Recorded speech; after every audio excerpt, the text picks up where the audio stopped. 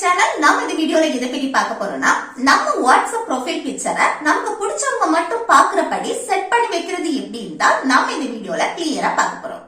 Okay friends, நம்ம சேனலை first time பாக்குறீங்கன்னா சப்ஸ்கிரைப் பண்ணி கூடவே இருக்க பெல் ஐகானை கிளிக் செய்துவீங்க. ஓகே, இந்த வீடியோக்குள்ள போகலாமா? ஓகே, ஃபர்ஸ்ட் என்னன்னா, உங்க வாட்ஸ்அப்பை ஓபன் செய்துட்டு இதுல மேல 3 டாட் இருக்குல்ல, அதை கிளிக் செய்திருங்க. அடுத்து இதுல செட்டிங்ஸ் இருக்குல்ல, அதை கிளிக் செய்திருங்க. அடுத்து இதுல பிரைவசி இருக்குல்ல, அதை கிளிக் செய்திருங்க. அடுத்து இதுல ப்ரொஃபைல் பிக்சர் இருக்குல்ல, அதை கிளிக் செய்திருங்க. அடுத்து இதுல 4 ஆப்ஷன் இருக்கு. இல்ல ஃபர்ஸ்ட் ஒன் எவரி ஒன். நீங்க எவரி ஒன்ன செலக்ட் பண்ணீங்கன்னா உங்க கான்டாக்ட்ல இருக்கிறவங்க, அதாவது வாட்ஸ்அப் கான்டாக்ட்ல இருக்கிறவங்க இல்லாதவங்க எல்லாருக்குமே உங்க ப்ரொஃபைல பார்க்க முடியும். அடுத்து மை கான்டாக்ட்ஸ், இது நீங்க செலக்ட் பண்ணீங்கன்னா உங்க வாட்ஸ்அப் கான்டாக்ட் எல்லாருக்குமே உங்க ப்ரொஃபைல பார்க்க முடியும்.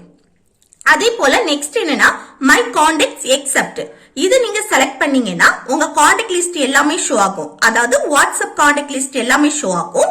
இதுல யாரெல்லாம் உங்க ப்ரொஃபைல பார்க்க கூடாதுன்னு நினைக்கிறீங்களோ அவங்கள எல்லாமே நீங்க செலக்ட் பண்ணி வச்சுட்டு இந்த கீழே இருக்க டிக்க கிளிக் செய்திருங்க.